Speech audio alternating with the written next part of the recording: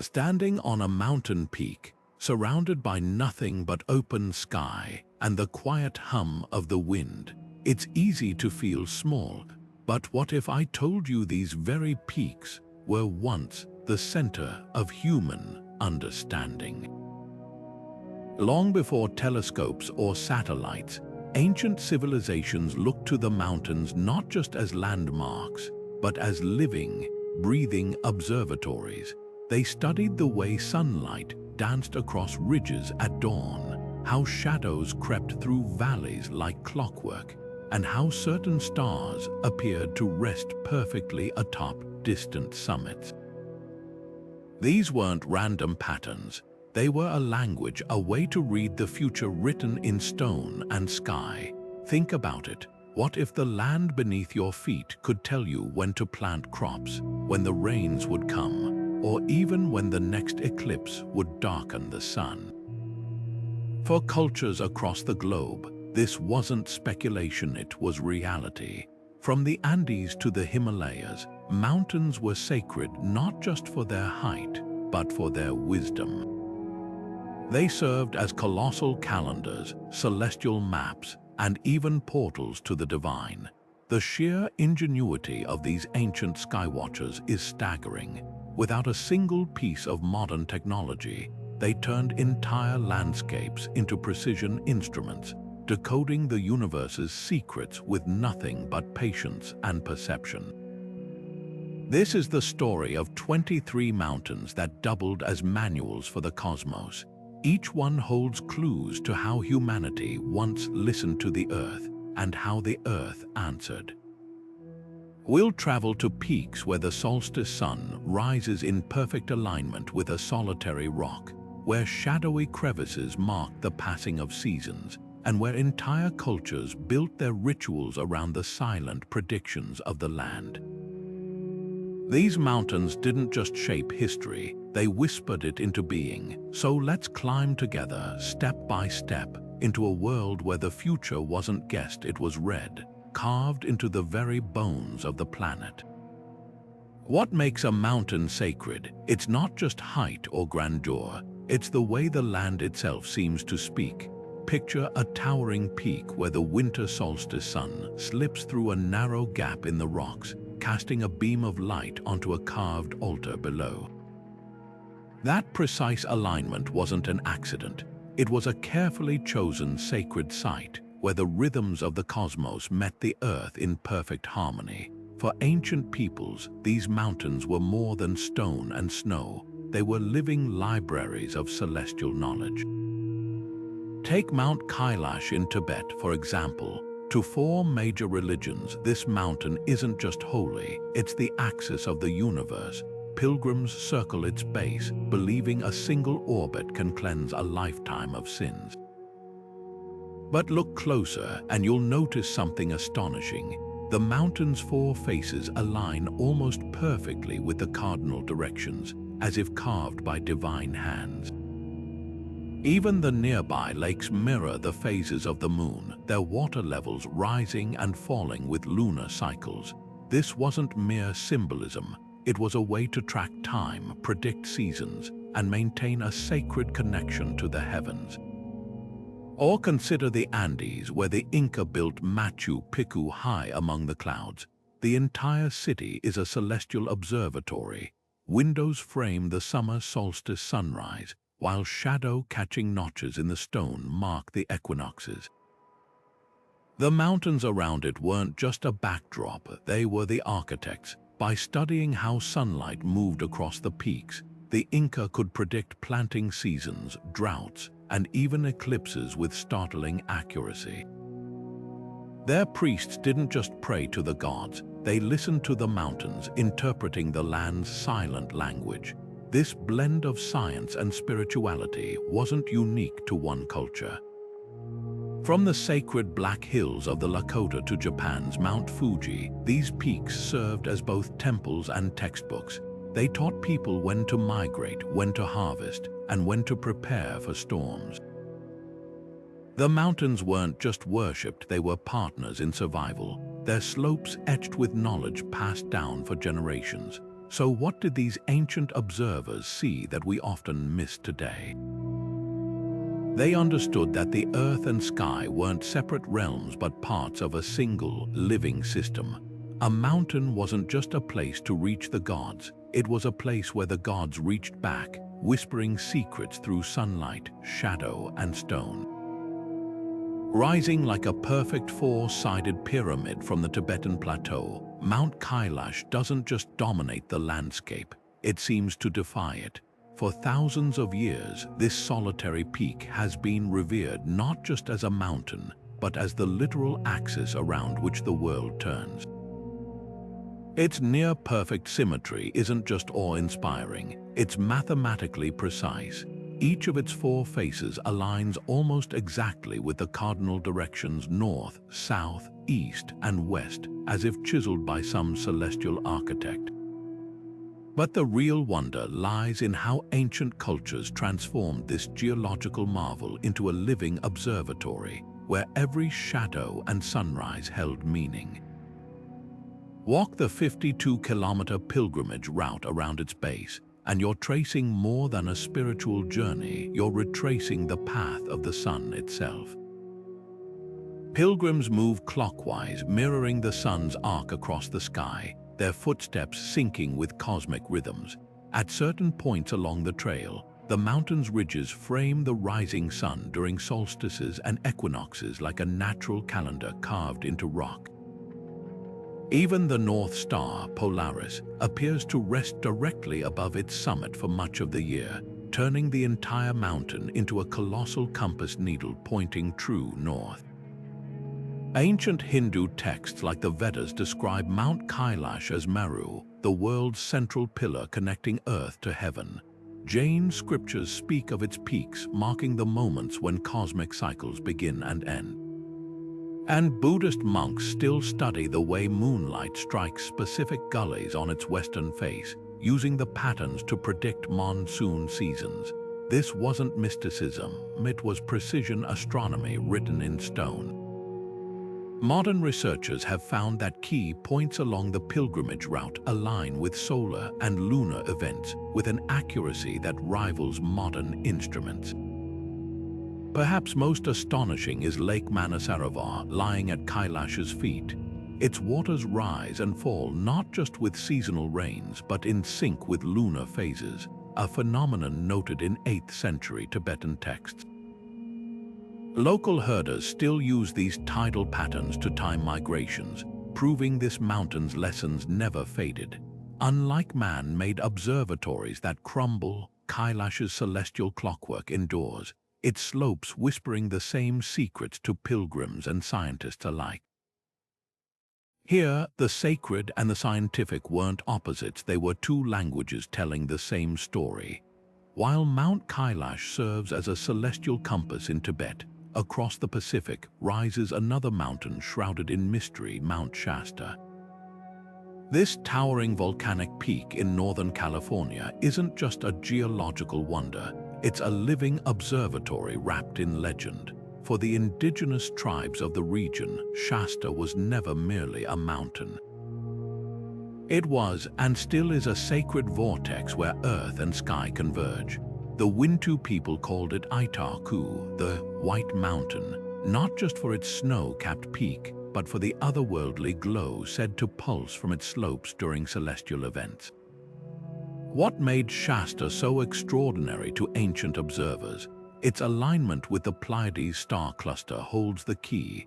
Every November, when this glittering group of stars reaches its highest point in the night sky, it appears to hover directly above Shasta's summit. Tribal elders timed their most important ceremonies to this event, interpreting it as a celestial door opening between worlds. But this wasn't just spiritual symbolism, it was practical astronomy.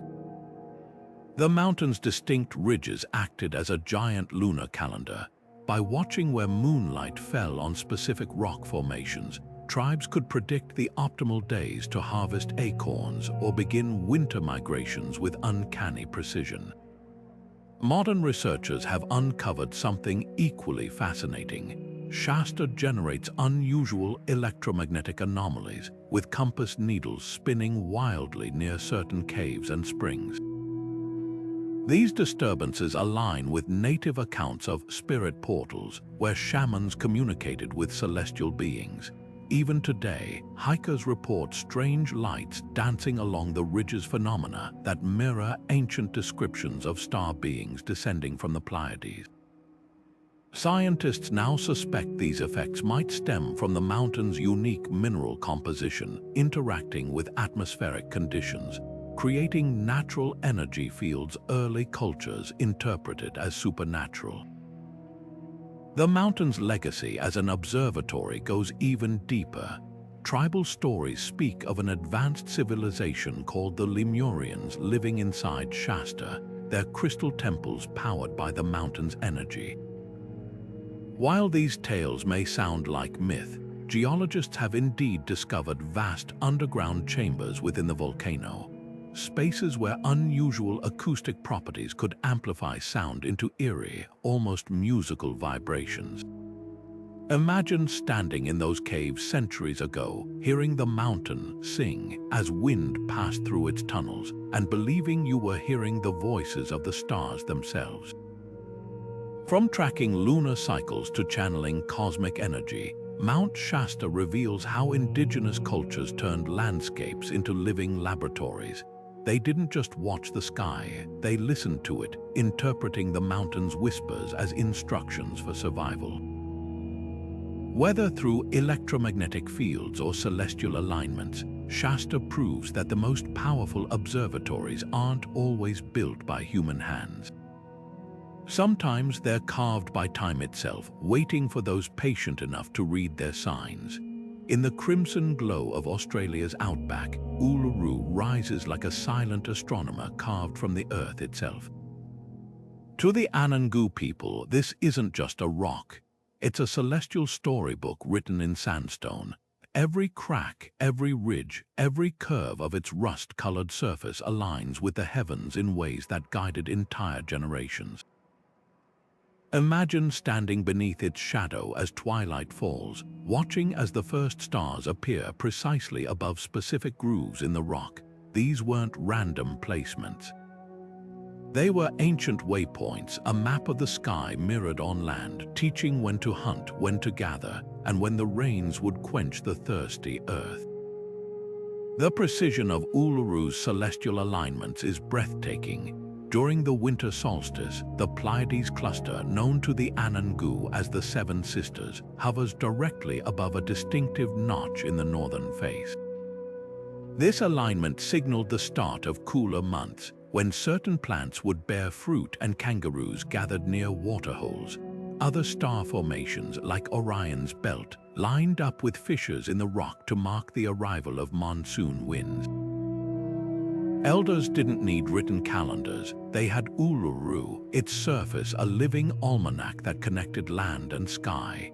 But the mountain's wisdom wasn't just written in its silhouette. Hidden within its caves are sacred chambers where elders taught the next generation to read the cosmos. On certain nights, moonlight would penetrate deep into these spaces, illuminating painted symbols that mirrored constellations. These weren't mere decorations, they were instructional diagrams showing how star movements correlated with animal migrations or the flowering of desert peas. Even the sound of wind whistling through narrow passages held meaning, mimicking the calls of birds that heralded seasonal changes. What's most remarkable is how Uluru's lessons endure. Modern researchers using 3D mapping have confirmed that over 80% of its major fissures align with key astronomical events documented in Anangu oral traditions. The mountain's knowledge wasn't static, it evolved with new alignments recognized as generations refined their observations. Unlike modern observatories that require maintenance, Uluru's celestial clock never winds down. Its rusted face still catches the first light of dawn on the equinox, just as it did thousands of years ago, proving that the most advanced technology isn't always made of metal and glass.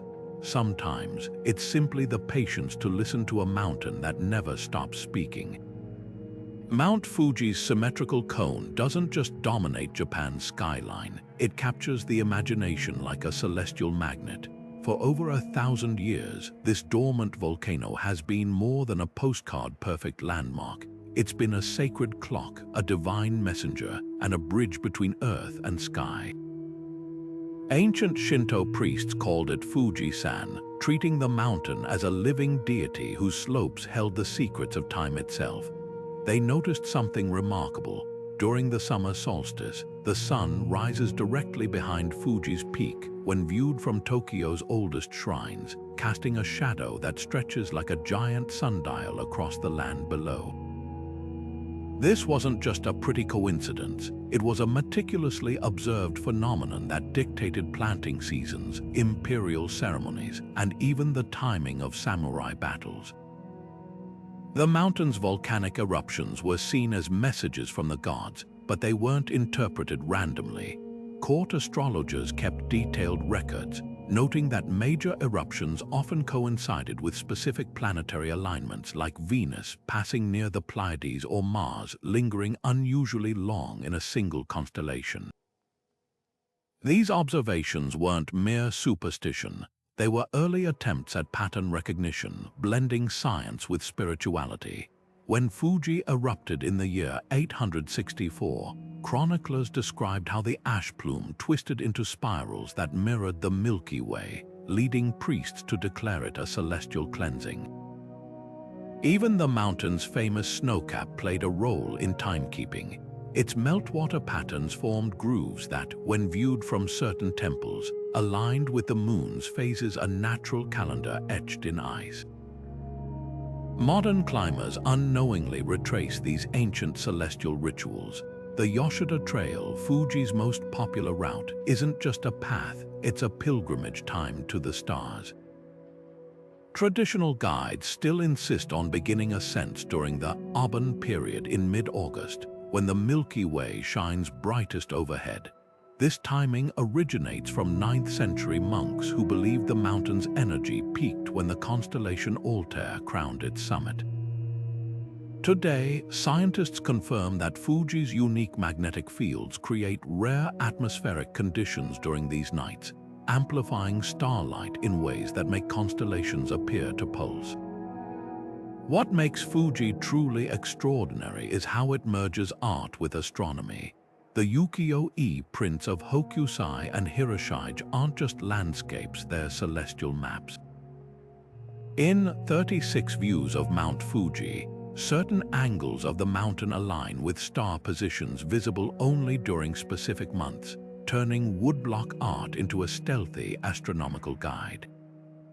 Even the reflective surface of Lake Kawaguchi, famous for its upside-down Fuji illusion, served a purpose. On the spring equinox, the mirrored image aligns perfectly with the real mountain to form an hourglass shape, signaling the optimal time to plant rice.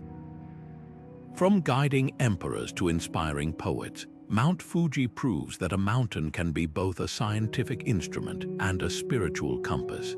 Its silent slopes still teach us that the heavens aren't just above us, they're woven into the very land we walk on.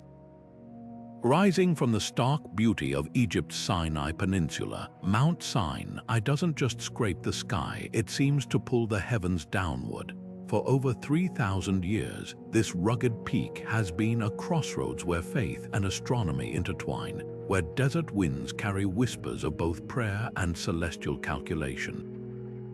Biblical traditions describe it as the place where Moses received the 10 Commandments amid thunder and fire phenomena some scholars now suggest could have been extraordinary astronomical events.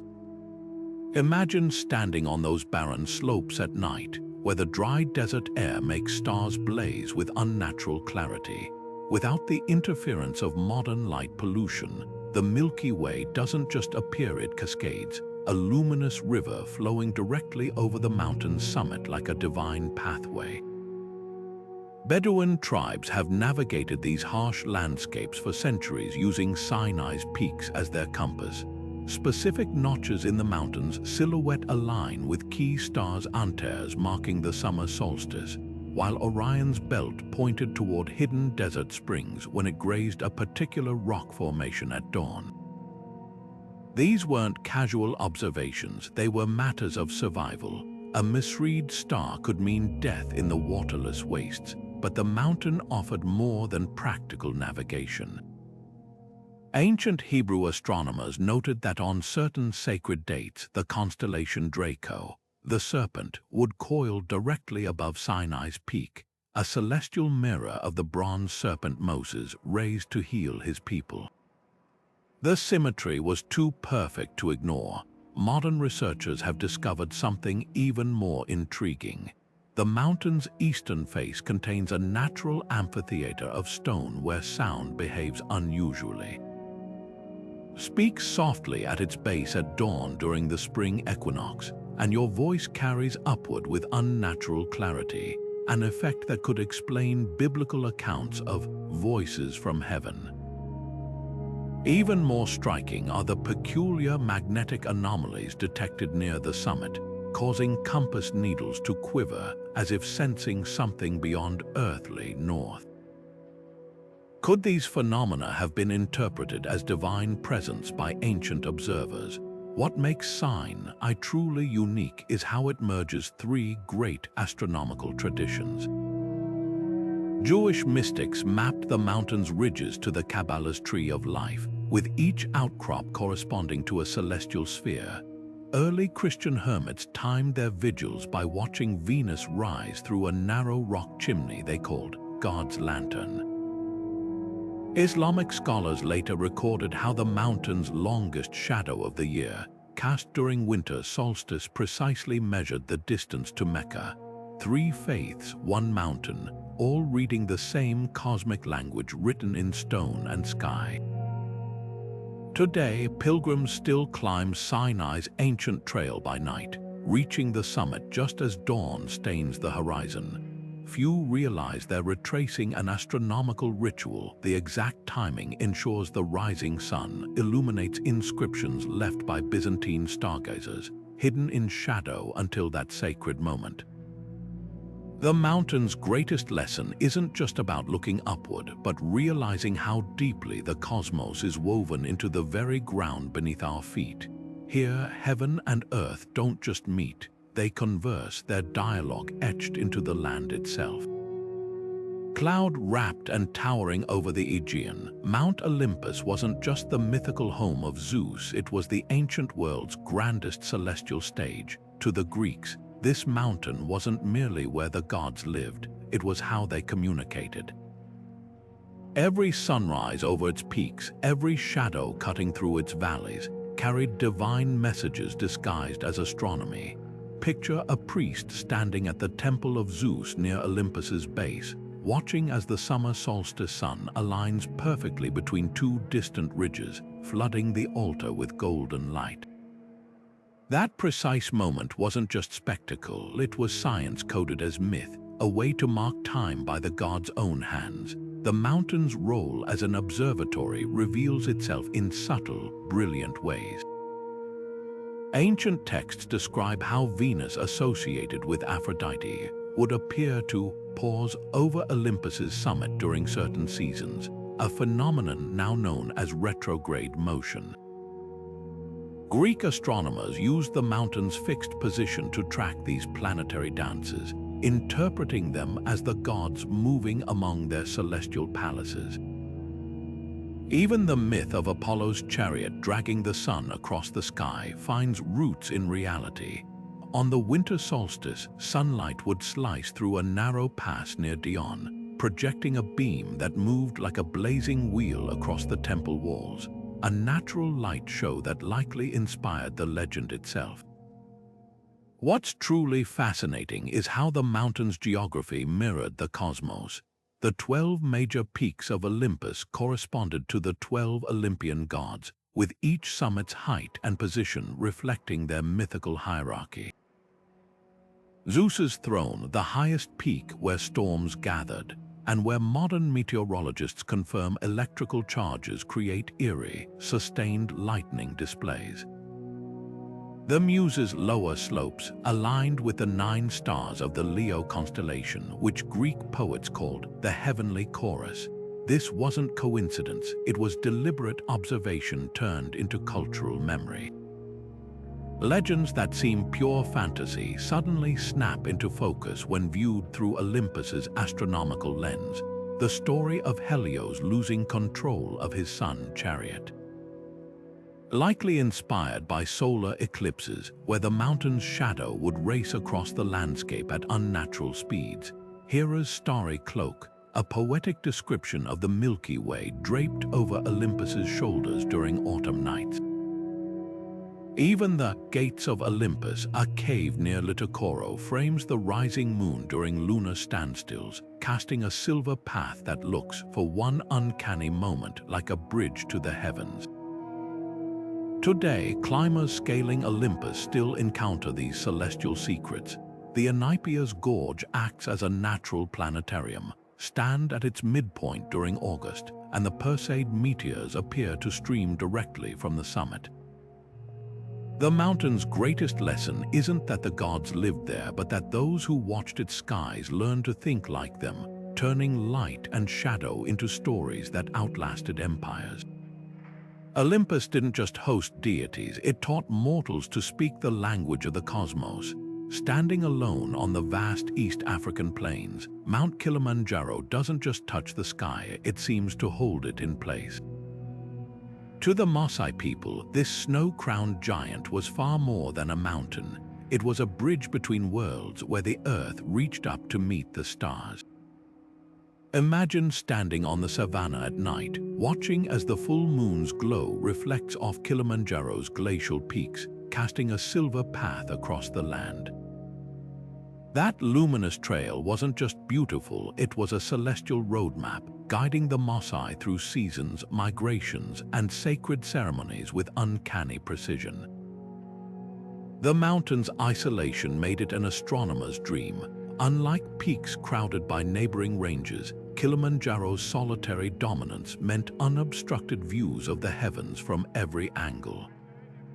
Maasai elders studied how the mountain's shadow stretched across the plains at dawn, its length and direction signaling the approach of rains long before clouds appeared. Specific notches in its silhouette aligned with the rising of Sirius, the dog star, whose appearance heralded the annual flooding of distant rivers, a critical cue for planning cattle movements. Even the melting patterns of its famed snows acted as a climate archive, with tribal historians correlating glacial retreats with periods of drought recorded in oral traditions stretching back centuries. What's most remarkable is how Kilimanjaro's stargazing legacy thrives today. Modern astronomers confirm the mountain's summit offers some of Africa's clearest views of the southern night sky, free from the light pollution that plagues most of the world. The Maasai weren't just storytellers, they were master observers who recognized that the mountain's position directly beneath the celestial equator created unique viewing conditions. Here, both northern and southern constellations are visible, allowing ancient skywatchers to track cosmic cycles unseen elsewhere. The Pleiades, known to the Maasai as the Dancing Girls, appeared to circle Kilimanjaro's peak during harvest season, while Orion's belt aligned perfectly with 3 volcanic cones on its slopes during the dry months. The mountain's role as a stargate takes on deeper meaning when you consider its geological quirks. Kilimanjaro's summit emits faint electromagnetic pulses phenomena, now measured by scientists but long described by Maasai shamans as voices of the ancestors. During meteor showers, these energy fields interact with falling debris to create glowing atmospheric ribbons that seem to flow from the summit like celestial rivers. Little wonder the Maasai believed this was where spirits ascended to the stars. Even the mountain's famous snows hold secrets.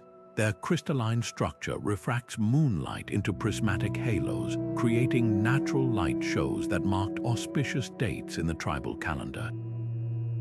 From predicting weather to mapping constellations, Kilimanjaro stands as a testament to Africa's astronomical sophistication. While Western cultures often credit ancient Greeks or Babylonians with early astronomy, this mountain reminds us that celestial wisdom bloomed everywhere, even in the silent watchfulness of herdsmen tracing star patterns on the slopes of their sacred peak. The snows may be retreating, but Kilimanjaro's lessons endure. Sometimes the best way to see the universe isn't through a telescope, but through the patient, perpetual gaze of a mountain that has always known the sky. Towering over the border of modern Turkey and Armenia, Mount Ararat's snow-capped summit doesn't just dominate the landscape, it seems to pierce the heavens themselves.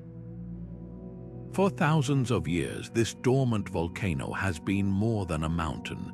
It's been a celestial anchor, a sacred calculator, and a silent witness to humanity's oldest stories. According to tradition, it was here that Noah's Ark found refuge after the Great Flood, its hull resting against slopes that later civilizations would use to track the movements of stars and comets.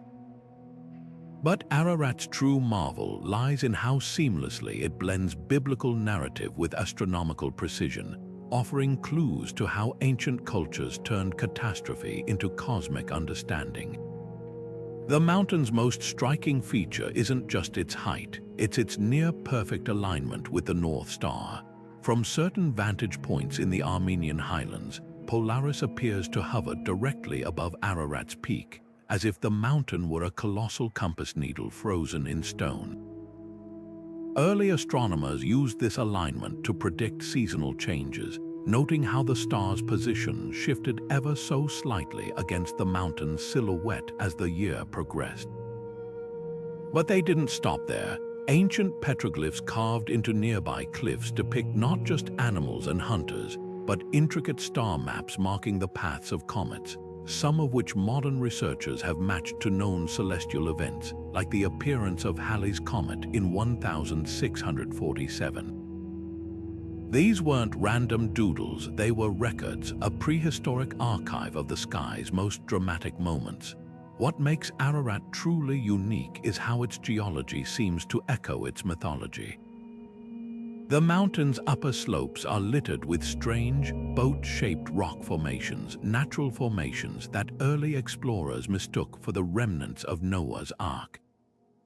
But the real revelation came when scientists discovered layers of sediment suggesting catastrophic flooding in the region around 5,600 years ago, aligning roughly with Mesopotamian flood myths. Whether coincidence or evidence, these findings reveal how ancient cultures might have interpreted real geological upheavals as divine messages, using the mountain as both a physical refuge and a celestial observatory to make sense of a chaotic world. Even today, Ararat's slopes hold secrets. Local shepherds still follow an old tradition. They watch for the first light of dawn to strike a specific ledge near the summit in mid-March, signaling the start of spring grazing. Modern astronomers confirm this ledge aligns with the vernal equinox sunrise, proving that what began as practical observation became woven into ritual. The mountain's shadow, stretching across the plains at sunset during solstices, still marks the boundaries of ancient ceremonial sites, a reminder that for our ancestors, the line between science and sacred was often blurred. From tracking comets to anchoring navigation, Mount Ararat stands as a bridge between earth and sky, disaster and renewal. Its slopes don't just tell the story of a flood. They reveal how humanity has always looked to the mountains not just for shelter, but for answers, turning peaks into prophets and stone into storytelling. Rising like a holy sentinel from the Aegean Sea, Mount Athos isn't just a mount, and it's a living archive where medieval monks turned prayer and stargazing into a single sacred practice. For over 1,000 years, the Eastern Orthodox monasteries clinging to its slopes have done more than preserve religious texts. They've safeguarded some of history's most precise astronomical records, hidden within illuminated manuscripts where zodiac signs dance alongside saints. Picture a solitary monk in the 14th century, hunched over parchment in the midnight quiet of the Vatopti monastery, tracing the erratic path of a comet with one hand while turning prayer beads with the other. To these devout scholars, the heavens weren't just God's creation, they were his handwriting, a celestial scripture to be decoded alongside the Bible. The mountain's geography made it an astronomer's sanctuary long before telescopes existed. Jutting 30 miles into the sea, Athos sits beneath some of the clearest skies in the Mediterranean, far from the smoke and light of ancient cities. Monks quickly realized its peaks acted as natural observatory platforms. From the Abbey of Great Lavra, the summer solstice sun rises directly over a jagged rock formation called the Praying Hermit, casting a shadow that bisects the monastery's courtyard like a sundial's gnomon. This wasn't just noted, it was ritualized. For centuries, monks timed their morning prayers to the moment sunlight touched a specific fresco of the Archangel Michael, believing the alignment held prophetic meaning.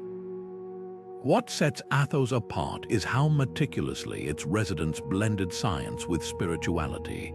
The monastery libraries contain 12th century manuscripts like the Chrysocava Codex, where detailed star charts share pages with theological treatises. These aren't primitive sketches, they accurately plot planetary movements using complex geometric grids, with annotations in Greek, Arabic, and Hebrew. One stunning example is a 15th century depiction of the supernova that created the Crab Nebula, drawn 300 years before Western astronomers discovered it. The monk scribes noted its position relative to Athos's summit, describing it as a new star burning with the intensity of repentance. The mountain's most enduring astronomical legacy lies in its predictions. Monks tracked solar eclipses with uncanny precision, interpreting them as divine warnings. A recently uncovered 11th century text from the Iviron monastery describes an eclipse that darkened Athos on August 2, 1133, a date verified by NASA historical eclipse calculations. But what's astonishing is the accompanying prophecy. The monks predicted political upheaval in Constantinople based on the eclipse's duration and the mountain's shadow pattern. Records show the Byzantine emperor was indeed deposed that autumn. Whether coincidence or celestial insight, these monks treated the sky as a living parchment where earthly and heavenly events intertwined. Today, Athos remains a bridge between eras. Its libraries still hold astrolabes crafted by monk astronomers, their brass surfaces etched with constellations and liturgical calendars. Modern researchers were stunned to find some instruments corrected for atmospheric refraction, a sophisticated adjustment most medieval European astronomers overlooked. Even the mountain's famed Athonite silence played a role. Without urban noise, monks could detect faint meteors by sound alone, noting their hissing descent in journals alongside weather patterns and crop yields. From solstice alignments to supernova records, Mount Athos proves that faith and science weren't always at odds. Here, monks didn't just watch the stars, they listened for the voice they believed spoke through them, turning a quiet mountain into one of history's most unexpected yet brilliant observatories. The night sky over Athos still whispers its secrets, but now we're finally learning how to hear them. Standing at 29,032 feet, Mount Everest doesn't just scrape the sky, it seems to hold the cosmos at arm's length. While modern climbers fixate on conquering its heights, Tibetan Buddhists have long revered Everest as Chomolungma, the mother goddess of the world, a sacred compass where earth and heaven converse. For centuries before GPS or oxygen tanks, this mountain wasn't just climbed, it was read, its slopes and shadows serving as a celestial almanac for those who knew how to look. The Sherpa people understood Everest's secret language intimately. They noticed how the mountain's eastern face caught the first light of dawn during the spring equinox, painting a golden stripe that precisely marked the start of the climbing season. Its towering presence created unique wind patterns that seasoned guides could interpret like a weather manual. Long before storms rolled in, the mountain's shadow would stretch abnormally far across the valleys, a silent warning to take shelter. But the real marvel was how Everest interacted with the night sky. From certain monasteries in the Khumbu Valley, the mountain's summit aligns perfectly with the constellation Draco during midwinter, appearing to pierce the dragon's heart, a celestial event that marked the time for annual purification rituals. What few realize is that Everest's astronomical role was born from necessity. Without written calendars, Sherpa navigators used the mountain as a giant sundial. When the winter sun set behind its western ridge, the resulting shadow would touch a specific notch in the distant foothills, signaling just 2 more weeks until the year's coldest night. Similarly, the summer monsoon's arrival was predicted by watching how moonlight refracted through Everest's ice formations, a phenomenon that created prismatic halos locals called the goddess's necklace. Even the timing of prayer flag replacements was tied to celestial events. Old flags were burned only when the Pleiades cluster shone directly over the summit, believed to carry prayers upward on star-lit smoke. Modern science has since confirmed the mountain's uncanny alignments. Satellite imaging reveals that Everest's north ridge points within 1 degree of true north, a natural compass that ancient traders used to navigate the Himalayas. Its immense height also creates rare atmospheric lensing effects, bending starlight so that certain planets appear to pause dramatically above its peak, much like they did over biblical Mount Sinai. But perhaps most poignant is how Everest's role as an observatory persists today. Sherpa guides still teach climbers to watch for the 3-star gate, when Orion's belt aligns vertically above the summit at midnight, a celestial signal that the mountain is open for safe passage. From weather prediction to spiritual wayfinding, Everest embodies a truth we often forget. The highest peaks weren't meant to be conquered but consulted. Its snows hold more than adventure, they preserve an ancient dialogue between land and sky, where every shadow and sunrise was once a sentence in a story we're only beginning to reread. Rising abruptly from the rainforest like a stone mesa forgotten by time, Mount Roraima's flat-topped silhouette seems less like a mountain and more like a fragment of the sky itself. To the Pemon people who have lived in its shadow for generations, this towering plateau wasn't just land. It was a suspended island between worlds, where the heavens pressed so close they could see their own reflection. On perfectly still nights, the mountain's rain-slicked summit becomes a natural mirror, duplicating the stars above so precisely that early skywatchers could study celestial movements by looking down rather than up. This wasn't mere beauty, it was brilliance, turning an entire mountaintop into the ancient equivalent of an observatory's polished lens. The mountain's unique geology makes this celestial doubling possible. Unlike jagged peaks that fracture the skyline, Roraima's plateau stretches for 12 square miles of near-perfect flatness, its quartz-rich surface polished smooth by millennia of rain. When water collects in natural basins after storms, these temporary sky pools reflect constellations with such clarity that indigenous astronomers could track planetary movements without craning their necks. Elders spoke of Venus appearing twice during certain seasons, once in the heavens and again in the mountain's watery mirrors, her twin lights signaling the arrival of rains.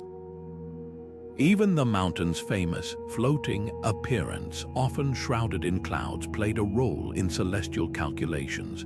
When mists parted at dawn, the shadow Roraima cast across the clouds below would stretch eastward like a sundial's hand, its length marking the sun's progress through the year.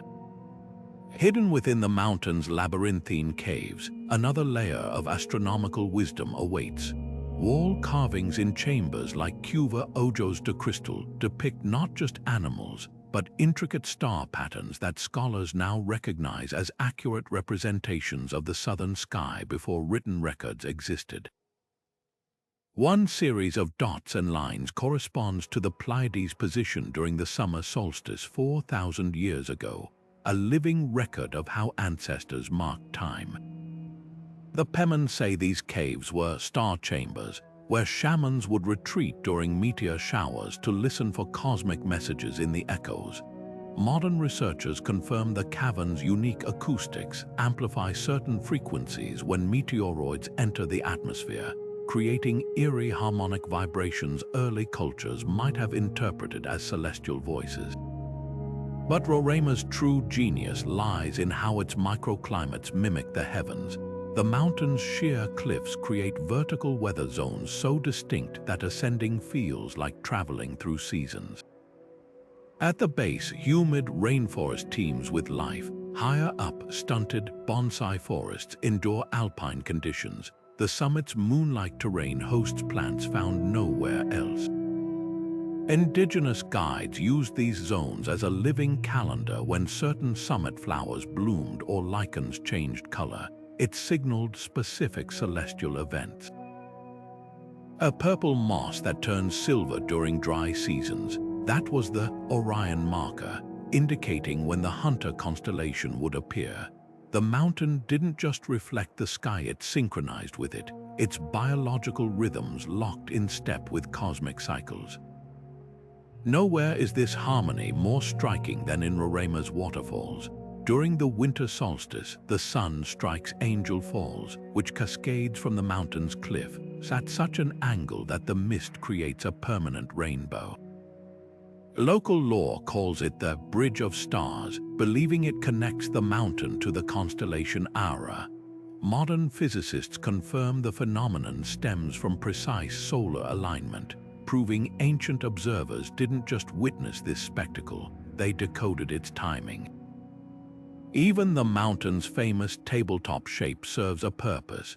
From certain vantage points, the setting sun aligns with its edges during equinoxes, creating the illusion that the entire plateau is a colossal sundial slowly swallowing the light. From reflecting pools to echoing caves, Mount Roraima reveals how indigenous cultures turned geology into genius. They didn't need telescopes when they had the world's largest natural mirror, didn't require written records when the mountain itself was their archive. Every rain pool star chart, every weather-sensitive plant, every resonating cave was a page in their celestial manual, one written not on paper, but in stone, water, and the patient observation of skies both above and below. Shrouded in mist and mystery, Mount Banahor rises from the Philippine lowlands like a stairway to the stars. To the Tagalog people, this dormant volcano isn't just a mountain.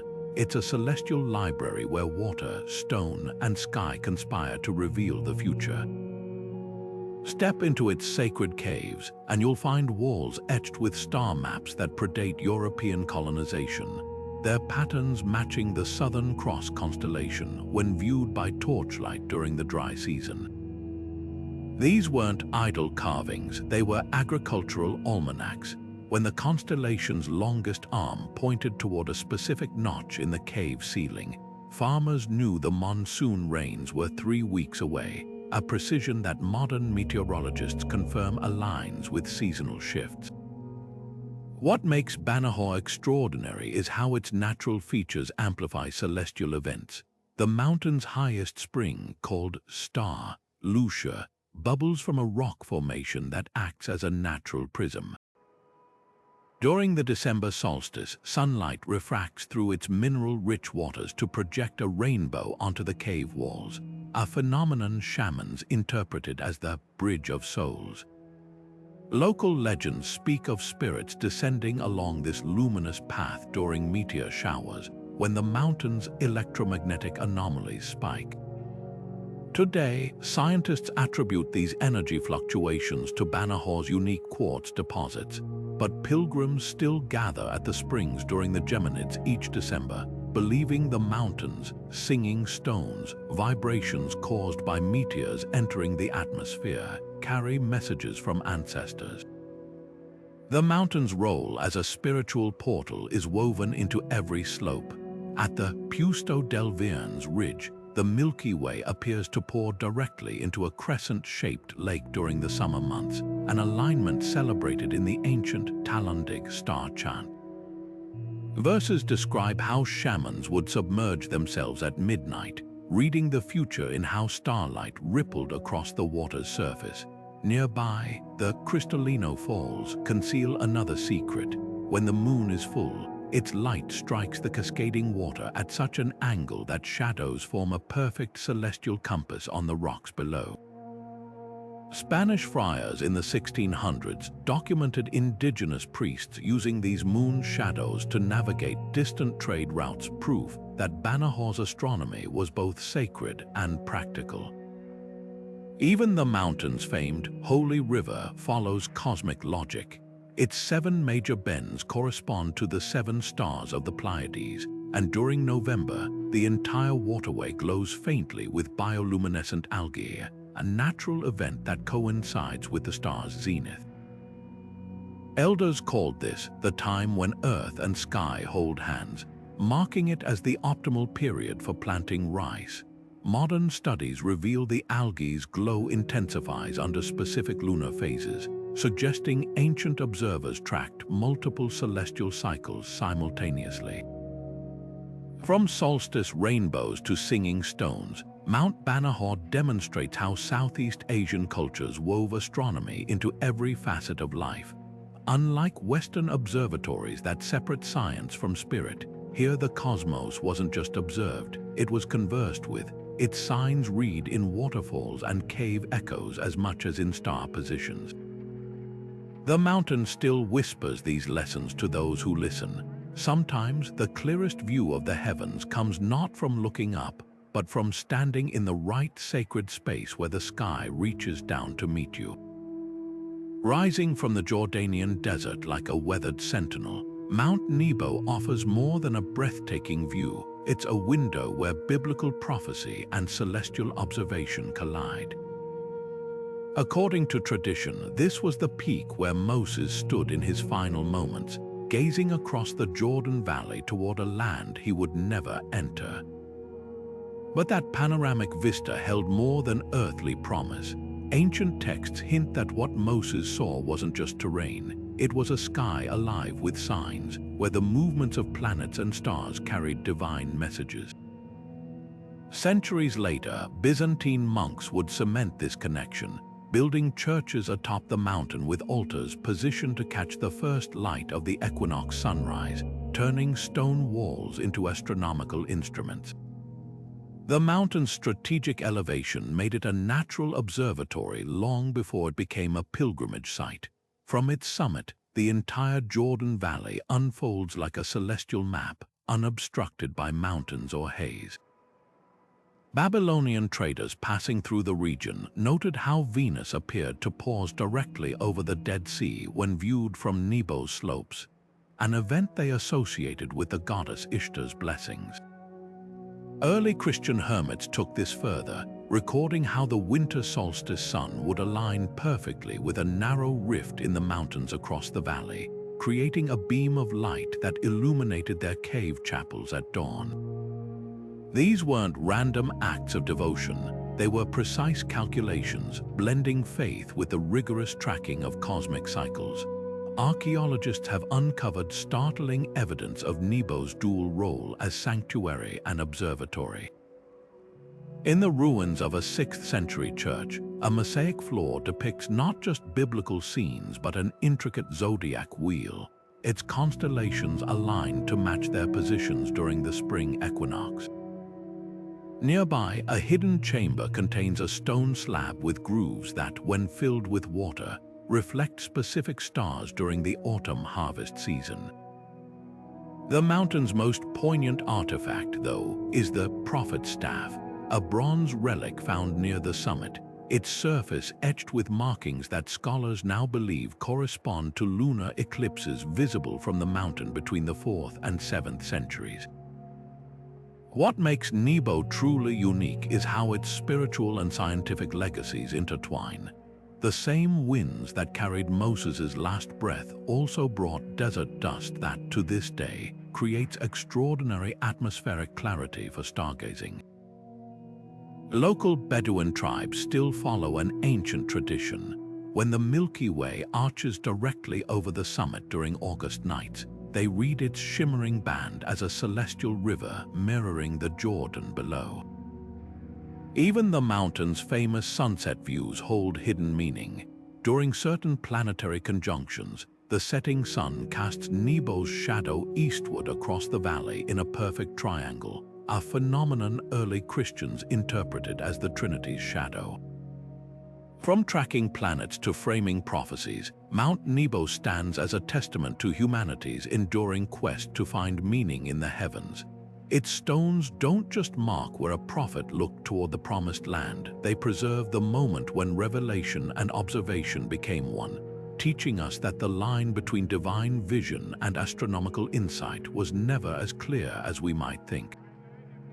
In the frozen silence of Antarctica, where the air itself seems to crystallize, Mount Erebus burns, a lone torch in the world's coldest desert. This isn't just the southernmost active volcano on Earth. It's a beacon that guided early explorers through endless white nothingness, its plume of steam acting as a natural lighthouse in a land without landmarks. Imagine being Ernest Shackleton's crew in 1908, lost in a blizzard so thick you couldn't see your own hands, when suddenly, through the swirling snow, Erebus's fiery glow pulsed like a heartbeat. That wasn't just luck, it was survival orchestrated by the mountain itself. What makes Erebus extraordinary isn't just its fire, but its timing. Indigenous Maori legends from New Zealand, over 2,000 miles away, describe Te Putahi Nui, the great meeting place where Earth's fires dance with the southern lights. Modern researchers found startling truth in these stories. Erebus's most violent eruptions often coincide with peak aurora activity, as charged particles from solar storms interact with the volcano's electromagnetic fields. The result, skies ablaze with colors so vivid they were said to foretell major events, a celestial telegraph system written in neon hues across the Antarctic night. The mountain's isolation created perfect conditions for celestial observation unlike anywhere else, with no light pollution and air so dry it barely distorts starlight. Erebus's summit offers views of the southern sky unseen by most of humanity. Early 20th century explorers noticed something peculiar. The volcano's constant heat created a microclimate where ice crystals formed perfect hexagonal prisms in the steam. During winter nights, these crystals refracted starlight into precise geometric patterns, natural astrolabes that navigators used to correct their compasses, compensating for the South Pole's magnetic anomalies. Even the mountain's lava holds secrets. Erebus is one of few volcanoes with a permanent lava lake, its molten surface behaving like a liquid mirror. On still nights, the Southern Cross reflects in the fiery pool with such clarity that early explorers could measure stellar drift by tracking the constellation's movement across the lava's surface.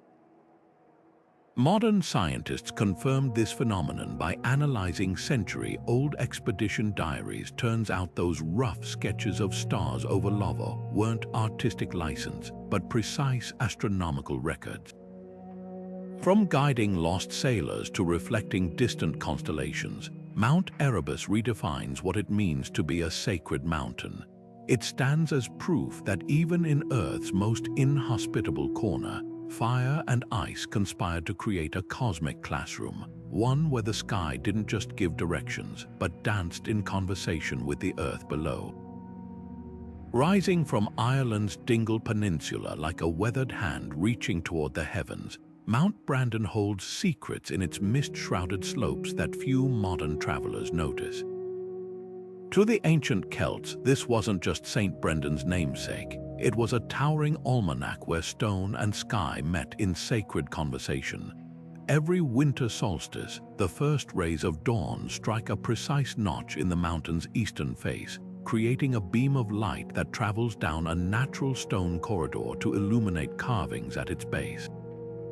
These petroglyphs aren't random spirals and circles. They're a celestial codex mapping the positions of key navigational stars that Celtic astronomers used to plot their course across uncharted oceans. The mountain's true genius lies in its dual role as both calendar and compass. From its summit on a clear night, observers can see Polaris directly aligned with a distant standing stone on the horizon, a natural navigational aid that early monks reportedly used for their legendary Atlantic voyages. Local lore speaks of Saint Brendan himself spending 40 nights atop the peak, studying the star's reflection in Brendan's famous sky pools, natural depressions that collect rainwater so still it perfectly mirrors the heavens. Modern recreations prove these pools could indeed help determine a star's altitude above the horizon, crucial for open sea navigation. But what makes Brendan truly extraordinary is how its ever-changing weather patterns enhanced rather than hindered celestial observation. The mountain's famous fogs, often seen as obstacles, actually created ideal conditions for tracking certain stars. On nights when high mist obscured all but the brightest celestial bodies, navigators could focus solely on key guide stars like Vega and Arcturus without distraction. Celtic starwalkers developed an entire system of fog navigation, where the timing and thickness of cloud cover predicted approaching weather systems days before they reached the coast. The mountain's slopes preserve physical evidence of this astronomical tradition.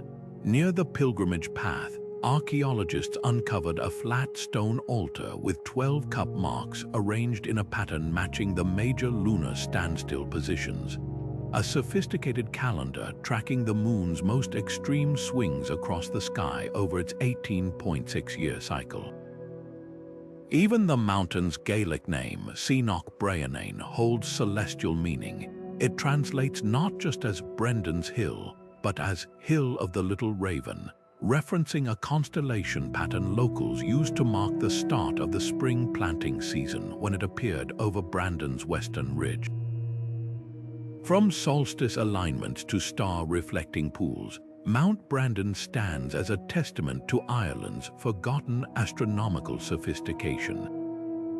While modern historians often credit Mediterranean cultures with early celestial navigation, this humble Irish peak proves the Celts were master sky readers who turned an entire mountain into a three-dimensional star chart, one where every rock, pool, and shadow told them when to sail, when to sow, and when the heavens themselves were speaking. Dominating the Armenian highlands with its 4 distinct peaks, Mount Aragats doesn't just scrape the sky, it divides it, each summit marking a cardinal direction like a colossal stone compass.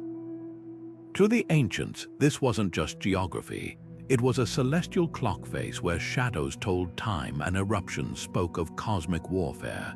Picture an astronomer priest standing on the western slope at dawn, watching as the summer solstice sun rises precisely between the northern and southern peaks, its light slicing through a ceremonial stone pillar to ignite a ritual fire. That precise alignment wasn't ceremony alone, it was science encoded in myth, a way to track the years turning by the mountain's immutable geometry. What sets Aragats apart is how its very shape served as an astronomical instrument. The 4 peaks, each with unique elevations, cast shadows that move across the highland like the hands of a sundial. During equinoxes, the shadow of the tallest peak touches a series of ancient rock carvings near the mountain's base, marking the exact moment-day and night balance. But the real genius lies in how these shadows predicted eclipses. Armenian chronicles describe how priests would watch for the rare days when 2 peaks' shadows crossed at a specific petroglyph called the Dragon's Eye, a phenomenon modern astronomers confirm coincided with lunar eclipses visible from the region. These events weren't just noted, They were woven into legend as battles between the fire god Vahan and celestial serpents, the mountain's occasional eruptions seen as earthly echoes of these sky wars. The mountain's altitude, nearly 13,000 feet, made it a natural observatory long before telescopes existed. At this height, the atmosphere thins enough to reveal meteor showers invisible from lower elevations.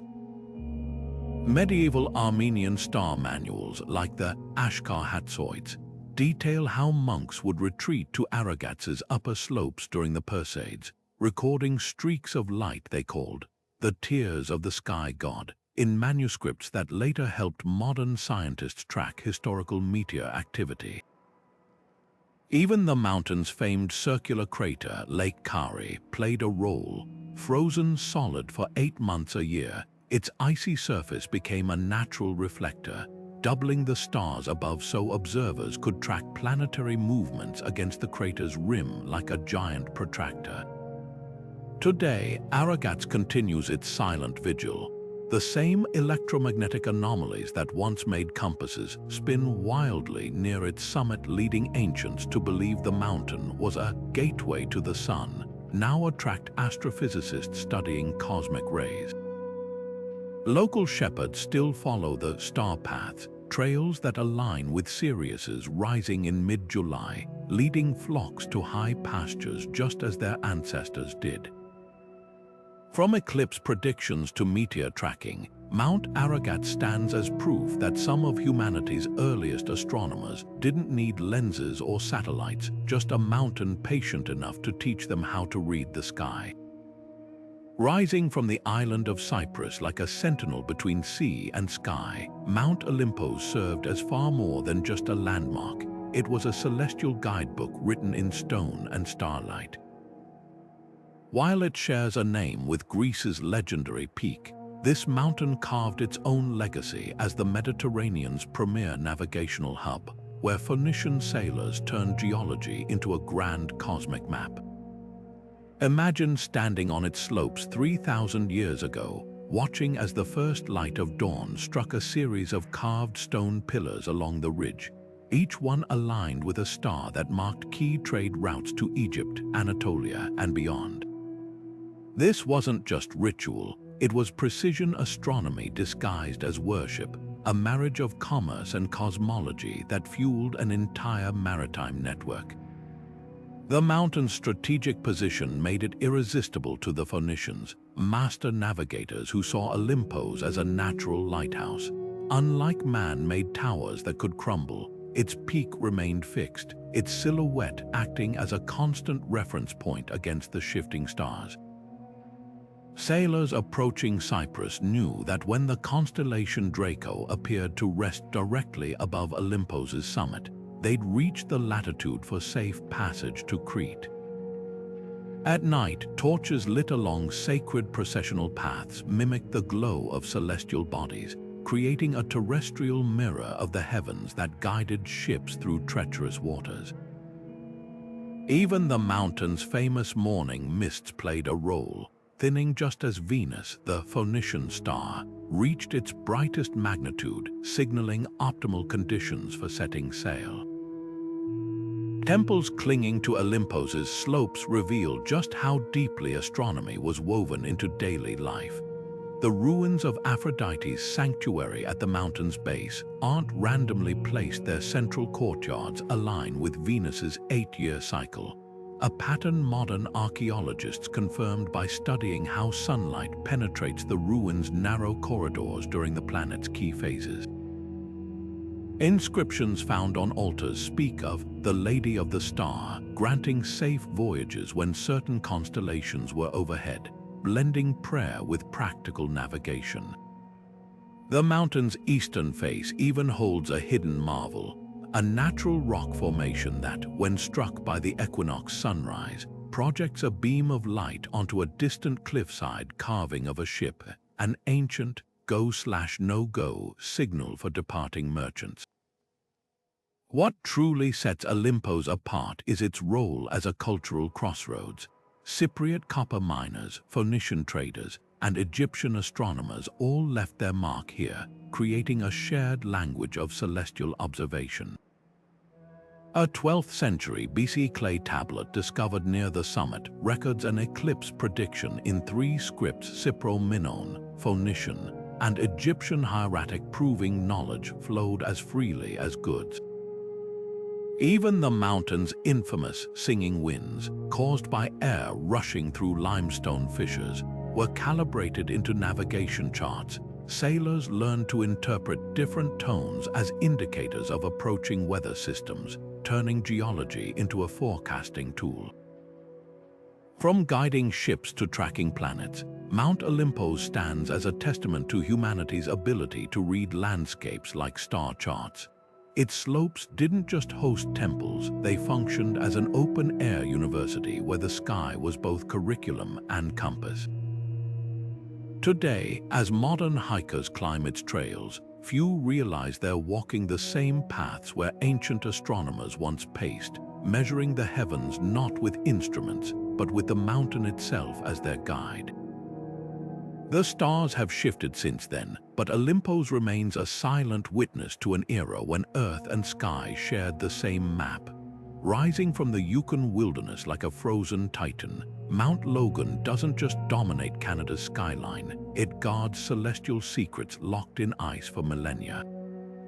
At 19,850 feet, its summit isn't merely a geological marvel. It's a time capsule preserving indigenous star knowledge that predates written history. For the southern Tutchone and Kluane peoples, this mountain was never just rock and snow. It was a bridge between worlds where the northern lights danced along its ridges like spirits whispering cosmic truths. Unlike more accessible peaks, Logan's brutal isolation acted as a natural vault, protecting ancient astronomical wisdom from the erosion of time. The mountain's most striking feature isn't its height, but its unwavering alignment with the North Star. From certain vantage points in the St. Elias Range, Polaris appears fixed directly above Logan's summit, as if the entire mountain were a colossal axis mundi piercing the heavens. Indigenous navigators used this alignment to calibrate their mental star charts, knowing that when certain constellations circled the peak in specific patterns, it signaled the optimal time to hunt caribou or harvest medicinal plants. Modern researchers have uncovered petroglyphs near the mountain's base depicting star formations with uncanny accuracy, including a 9,000-year-old carving of the Big Dipper, positioned exactly as it would appear during the spring thaw. What makes Logan truly extraordinary are its glaciers, not just as frozen water, but as celestial archives. As climate change slowly reveals layers long buried, hunters have discovered perfectly preserved artifacts: an antler tool etched with what appears to be a supernova event, a birch bark scroll mapping the Pleiades' path across Logan's eastern face, even a child's mitten adorned with beads arranged like the winter solstice moon. These aren't random finds, they're fragments of an intricate astronomical tradition passed down through generations. The mountain's infamous ice caves amplify this legacy. When sunlight penetrates their blue depths during summer solstice, it projects prismatic star patterns onto the wall's natural planetariums where elders once taught the next generation to read the sky. Inuit legends speak of Logan's peaks as stairs to the auroras, where shamans could ascend to consult the spirits of light. Modern physics lends eerie credence to these stories.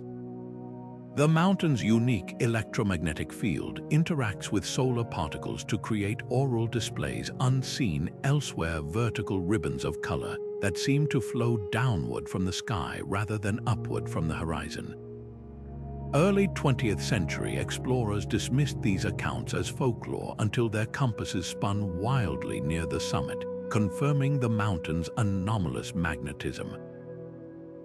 Today, scientists suspect Logan's iron-rich bedrock may act as a natural antenna, amplifying atmospheric phenomena that ancient cultures interpreted as divine communication. Even the mountain's weather patterns concealed astronomical insights. The same storms that made Logan infamous among climbers also created rare clarity in their aftermath. Indigenous skywatchers noticed that when lenticular clouds formed over the summit, a frequent occurrence, they often presaged nights of exceptional stellar visibility.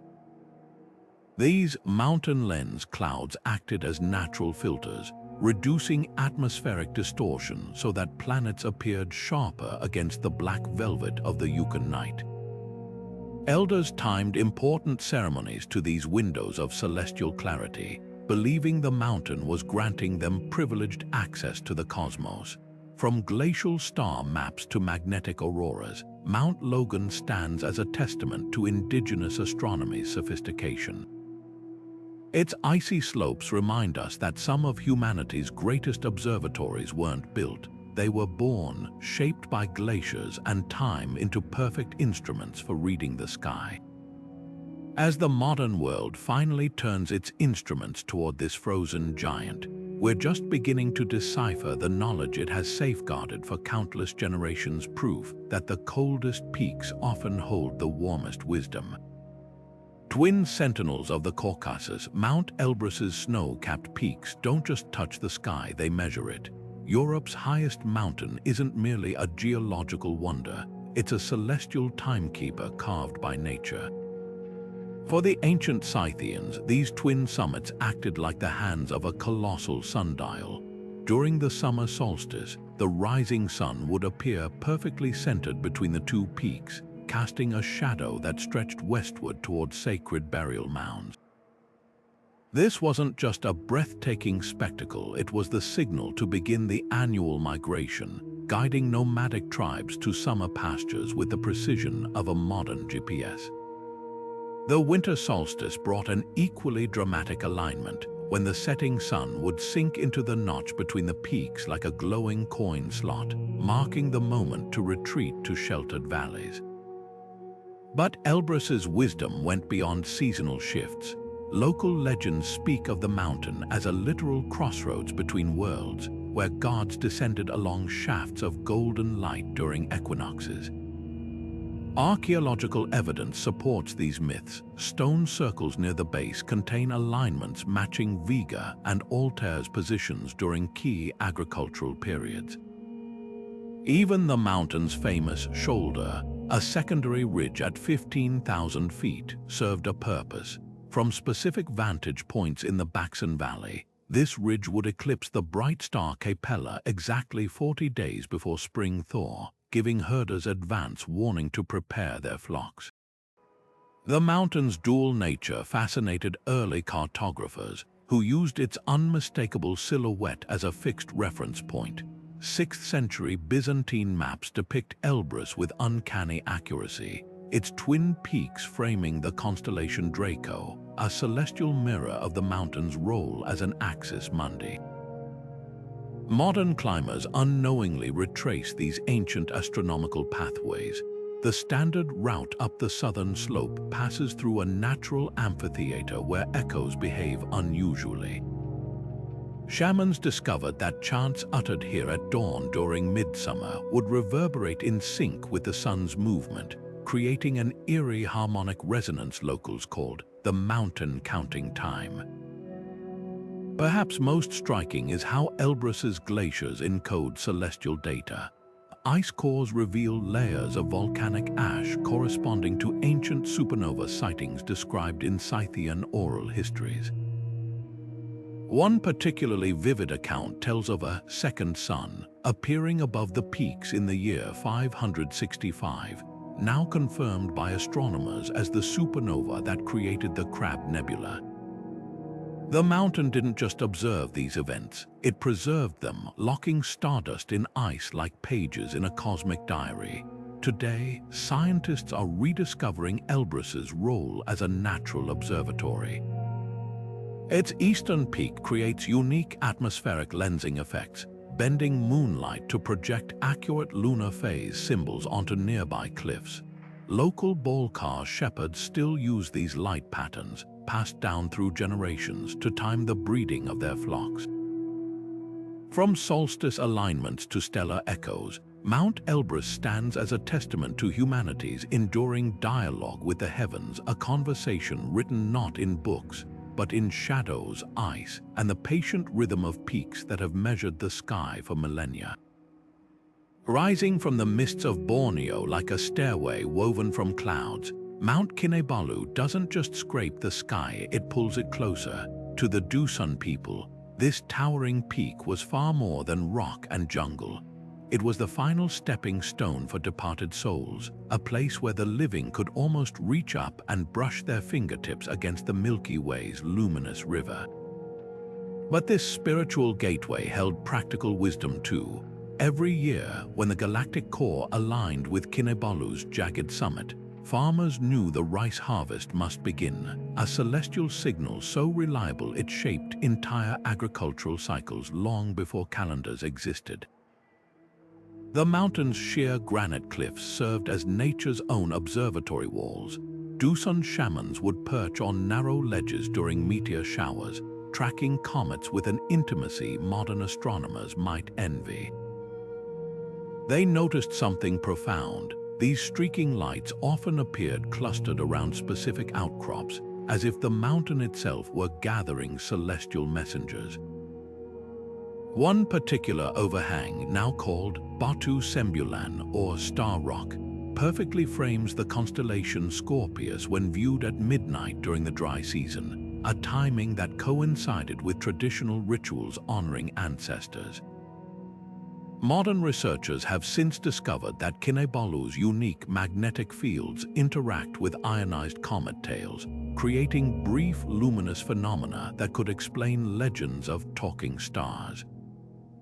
What makes Kinabalu truly extraordinary is how its staggering biodiversity mirrors the heavens above.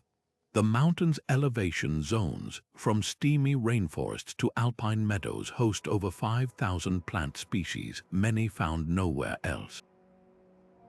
To the Dusun, this wasn't just ecological richness, it was a living reflection of cosmic diversity.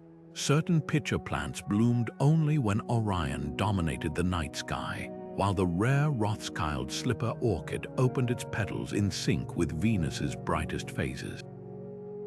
Even the mountain's famous cloud rivers, misty streams that flow uphill during temperature inversions, were seen as earthly echoes of the Milky Way's celestial currents.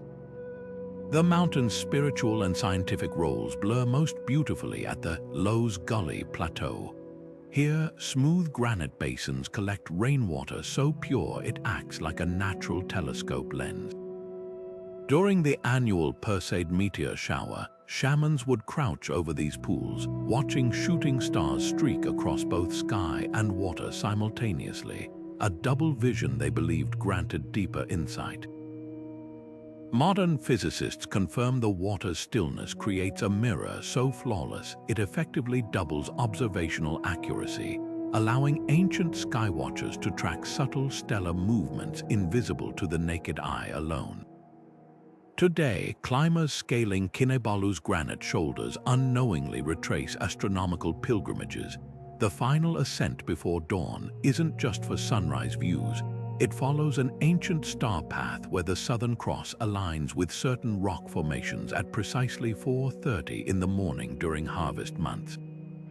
Even the mountain's famed hanging gardens, tropical plants clinging to vertical cliffs, hold celestial secrets. Their roots follow fault lines that align with solstice sunrises, as if the entire mountain were a colossal sundial etched in living green. From comet tracking shamans to orchid chronometers, Mount Kinabalu teaches us that the sacred and scientific were never truly separate. Its slopes don't just connect earth to sky. They remind us that every leaf, every stream, every stone was once part of a vast celestial conversation, waiting for patient observers to listen.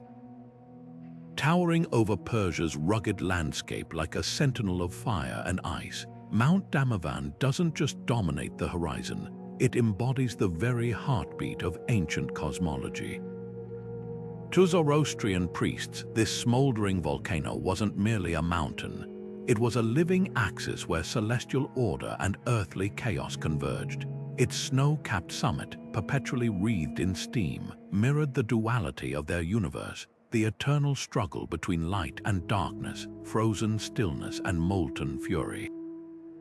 When Damavand rumbled, sending plumes of ash into the sky, it wasn't just geology at work. To the stargazers of Persepolis, these eruptions were cosmic battles made visible, the mountain translating planetary alignments into earthly tremors that shook the very ground beneath their feet.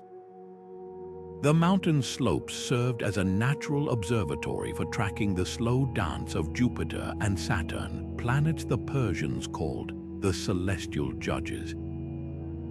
Priests would ascend to high ridges where specific rock formations framed the planet's positions during their 20-year conjunctions. These alignments weren't just recorded, they were etched into the Zervanite calendar, dictating everything from coronations to crop rotations.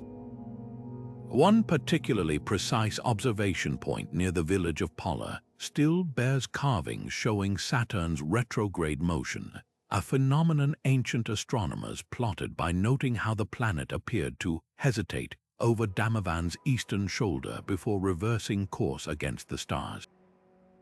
But Damavand's true genius lay in its paradoxes. While its summit glittered with permanent snowfields believed to hold frozen starlight that could reveal the future when melted, its base simmered with hot springs, said to bubble in time with the moon's phases. Zoroastrian texts describe how mystics would immerse themselves in these waters during lunar eclipses, interpreting the swirling patterns of steam as celestial messages. Modern geologists confirm the spring's flow does very subtly with tidal forces, proving these ancients were observing real phenomena through a spiritual lens. Even the mountain's famous eternal flame, a natural gas vent near the summit that never extinguishes, was more than spectacle. Fire priests used its flickering intensity to gauge seasonal wind shifts, correlating its movements with the heliacal rising of Sirius, the herald of the new year. The mountain's role as a cosmic mirror extended to its very shape. From the ruins of the ancient city of Re, Damavand's conical silhouette perfectly mirrored the path of the Milky Way during winter solstice nights, creating a terrestrial echo of the heavens. This symmetry wasn't lost on Persian architects, who modeled their iconic wind towers' early climate control systems after the mountain's profile, believing its form captured celestial harmony. Today, astronomers have discovered something astonishing. Damavand's shadow at sunset during the spring equinox stretches exactly 72 kilometers, a sacred number in Zoroastrianism, representing the 12 constellations multiplied by the 6 seasons of their calendar. From predicting planetary motions to encoding sacred geometry, Mount Damavand stands as a testament to Persia's lost astronomical sophistication. Its fiery breath and icy crown weren't opposites, but partners in a grand celestial dialogue, one where every eruption, every snowmelt, every shimmering gas plume was a syllable in the universe's endless conversation with those patient enough to listen. Rising from the Atlantic like a colossal stairway of volcanic rock, Mount Tade doesn't just dominate Tenerife's skyline, it pierces the very fabric of the heavens. To the Guanches, the island's indigenous people, this smoldering giant was far more than a mountain. It was the sacred bridge between the living and the dead, where souls ascended to the stars through plumes of volcanic smoke. Every summer solstice, the sun would rise directly behind Tade's summit, casting a shadow so precise it split the island into light and dark like a cosmic sundial. This wasn't just a celestial event, it was the mountain's way of marking time, its shadow stretching across the land to touch ancient stone altars where priests decoded the heavens. The Guanches didn't just watch these alignments, they lived by them. Carved steps leading up Tade's slopes still bear witness to their pilgrimages, each terrace positioned to frame specific stars during solstices and equinoxes. At night, they'd light bonfires along these paths, creating a mirrored version of the Milky Way on the mountainside, a terrestrial echo of the cosmos above. Modern archaeologists have uncovered stone markers near the summit that functioned as a primitive but astonishingly accurate observatory. One particular rock formation, known as the Gate of the Sun, aligns perfectly with the winter solstice sunrise, illuminating a hidden chamber where Guanche elders stored sacred artifacts. Inside, cave paintings depict constellations with dots and lines that match the positions of stars as they would have appeared over 3,000 years ago. Teid's volcanic fury only deepened its spiritual significance. When the mountain rumbled, spewing ash into the sky, the Guanches didn't flee in terror. They gathered to read the signs. Certain eruptions coincided with the appearance of comets or meteor showers, events they interpreted as the mountain speaking to the gods. Legends tell of priests who could predict eruptions by tracking the alignment of Venus with Teid's summit, a practice modern volcanologists now recognize as eerily prescient.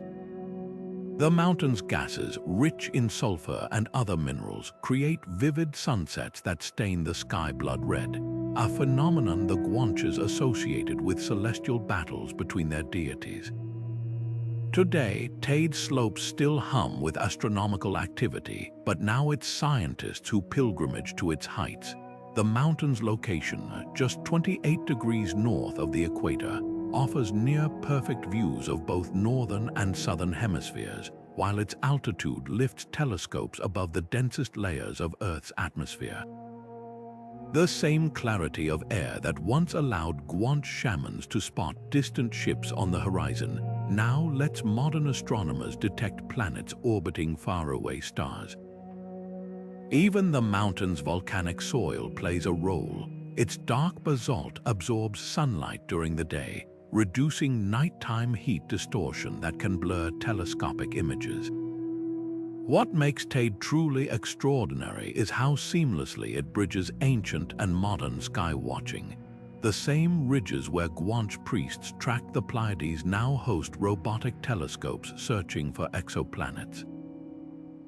The Gate of the Sun alignment, once a sacred moment, is now photographed by thousands, yet some locals still whisper that on solstice mornings, if you stand in just the right spot, you can feel the mountain's pulse syncing with the cosmos.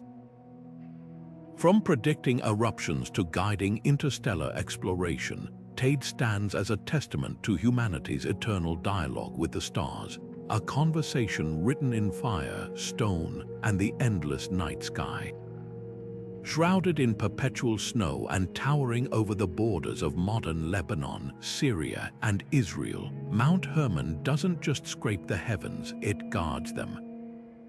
Known to ancient cultures as the Mountain of the Watchers, this peak was more than a landmark. It was a celestial meeting place where humanity and the cosmos conversed. According to the Book of Enoch, fallen angels descended upon Hermon's slopes, imparting forbidden knowledge to mortals. But strip away the myth, and you'll find something equally astonishing: a mountain engineered by nature to serve as one of history's most precise astronomical observatories. The key to Hermon's celestial significance lies in its alignment with Orion's belt. From specific vantage points at its base, the three stars of Orion appear to hover directly over the summit during the winter solstice, as if the mountain were a terrestrial anchor for the constellation. This wasn't poetic coincidence, it was practical astronomy. Canaanite priests constructed temples along Hermon's western ridge, their doorways angled to capture the first light of the equinox sunrise, which would illuminate inner sanctums for exactly 17 minutes before vanishing. These brief moments weren't just ceremonial, they marked the optimal time to plant barley, a crop sensitive to seasonal shifts. Even the mountain's famous weeping rocks, cliffs where melting snow trickles down like tears, were part of the system. The volume of water increased when Sirius rose in the pre-dawn sky, signaling the approach of the Nile's annual flood to traders as far away as Egypt. Hermon's role as an esoteric crossroads only deepens its mystique. The mountain's unique geology creates eerie acoustic phenomena. On still nights, wind rushing through its limestone canyons produces harmonic frequencies that early mystics called the whispers of the watchers. Modern sound engineers have measured these vibrations at precisely 432 Hz, a frequency ancients associated with cosmic harmony. The mountain's caves amplify this effect. Inscriptions found within them depict star maps alongside musical notation, suggesting rituals where chant and celestial observation intertwine. But perhaps most compelling is how Hermon's legacy endures. Druze communities still gather on its slopes during the Leonid meteor showers, believing the mountain channels divine messages through falling stars. Archaeologists recently discovered a network of stone channels directing meltwater into perfect circles, a primitive but effective way to reflect and study the moon's surface. From forbidden angelic knowledge to precision agriculture, Mount Hermon reminds us that the sacred and the scientific were never truly separate. Its snows still catch the first light of the equinox, just as they did millennia ago, proving that some mountains don't just watch the heavens, they speak their language. The precision with which ancient cultures transformed mountains into celestial calculators still stuns modern researchers. Take Chaco Canyon's Fajada Butte in New Mexico, a seemingly unremarkable sandstone outcrop that becomes a solar calendar of astonishing complexity. At noon on the summer solstice, sunlight slices between three massive stone slabs to project a dagger of light that bisects a spiral petroglyph carved into the rock face. As the seasons progress, this light dagger moves with clockwork precision, marking equinoxes and winter solstice with margins of error smaller than many modern sundials. The ancestral Puebloans who engineered this didn't just observe the heavens, they etched its rhythms into stone with the care of master watchmakers. What's truly remarkable is how these sacred peaks functioned as multi-layered observatories. Mount Shasta's alignment with the Pleiades wasn't merely symbolic, it created a celestial early warning system. When this star cluster reached its zenith above the mountain at midnight, indigenous peoples knew the first winter storms were 6 weeks away. Modern climatologists have verified this correlation, finding that atmospheric conditions preceding seasonal shifts made the Pleiades appear brighter at this precise time, allowing ancient skywatchers to read weather patterns in stellar luminosity. Similarly, Machu Picchu's Torreon Temple contains a window that frames the rising sun during winter solstice, while its opposite aperture aligns with the Southern Cross, a dual alignment allowing simultaneous tracking of solar and stellar cycles. The sophistication of these mountain observatories becomes even clearer when examining their mathematical underpinnings. At Mount Kailash, the ratio between the mountain's height and the distance to its sacred lake Manasaravar mirrors the proportion between Earth's diameter and the moon's orbit, a cosmic coincidence the builders likely recognized. In Armenia, the spacing between standing stones near Mount Aragats corresponds to Fibonacci sequences observed in planetary orbits. These weren't random placements. They reflected a deep understanding of celestial mechanics encoded in landscape architecture. Modern technology has revealed even more ingenious adaptations. LiDAR scans of Guatemala's Maya Mountains show how temple platforms were angled to compensate for atmospheric refraction, ensuring solstice sunrises would appear undistorted to observers below. In the Andes, researchers using 3D modeling discovered that certain Inca trails winding up sacred peaks form precise sightlines to Jupiter's retrograde loops, an astronomical phenomenon that occurs only once every 12 years. The mountains didn't just mark celestial events, they were actively incorporated into predictive models that spanned generations. This fusion of geology and astronomy speaks to a fundamentally different way of seeing the world. Where modern science separates the measurable from the mystical, ancient cultures understood that the sacred and the scientific were two sides of the same coin. A mountain's alignment with Venus wasn't just beautiful symbolism, it was data storage, a way to preserve orbital patterns in the immutable language of stone.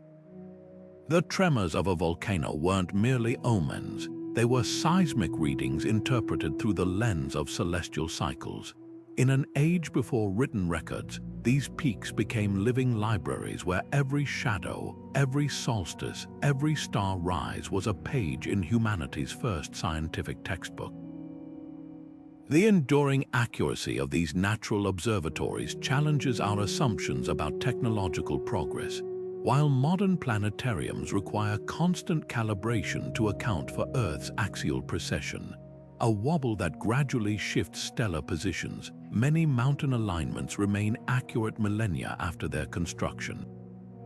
The secret lies in their adaptive design.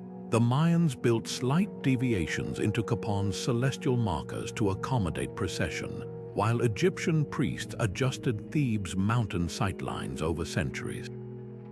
These weren't static monuments, but evolving instruments that grew more precise with each generation of observation. Perhaps most profound is how these sacred mountains reveal a universal human impulse to seek order in the cosmos and to ground that understanding in the earth beneath our feet. From the snowfields of Mount Logan to the lava flows of Mount Damavand, cultures across time and continents independently developed similar systems of mountain astronomy. This wasn't coincidence, but recognition that the highest places on Earth offer the clearest view of our place in the universe, and that by listening to the land, we might hear the whispers of the stars. From Mount Kailash to Mount Hermon, these 23 sacred mountains were far more than geological wonders. They were humanity's first classrooms, observatories, and celestial interpreters. Each peak tells a story of how our ancestors turned landscapes into living libraries, where shadows measured time, where stars aligned with stone, and where the earth itself whispered predictions of seasons, storms, and celestial events. These mountains didn't just host rituals, they encoded survival. The Inca reading Machu Picchu's sunlit windows knew when to plant crops. The Hermon tracking reflections in Mount Roraima sky pools knew when rains would come. Polynesians following Teid's volcanic glow knew when to launch their canoes. This wasn't mysticism, it was precision astronomy written in the language of rock and light. What's most humbling is realizing how little separated science and spirituality for these ancient observers. A solstice sunrise striking a carved altar wasn't just ceremony, it was data.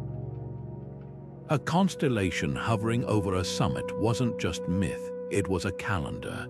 These cultures saw no conflict between the sacred and the empirical because, to them, the cosmos was alive, speaking through every shadow, every alignment, every eruption. Mount Damavand's fiery tremors weren't random, they were celestial conversations. Mount Logan's glacial star maps weren't abstract, they were navigation charts for both body and soul. Yet these mountains offer more than historical fascination, they invite us to reconsider our own relationship with the sky. Modern astronomy may rely on satellites and algorithms, but the fundamental impulse remains the same: to decode the universe's patterns. The difference is that where we use screens, our ancestors used summits. Where we store knowledge in servers, they etched it into landscapes. The lesson isn't that their methods were primitive, but that they were profoundly adaptive, turning the very bones of the Earth into tools for cosmic understanding. As we gaze at these peaks today, their legacy lingers. Sherpa guides still read Everest's snow patterns like ancient texts. Drew's elders still watch for meteor showers over Mount Hermon.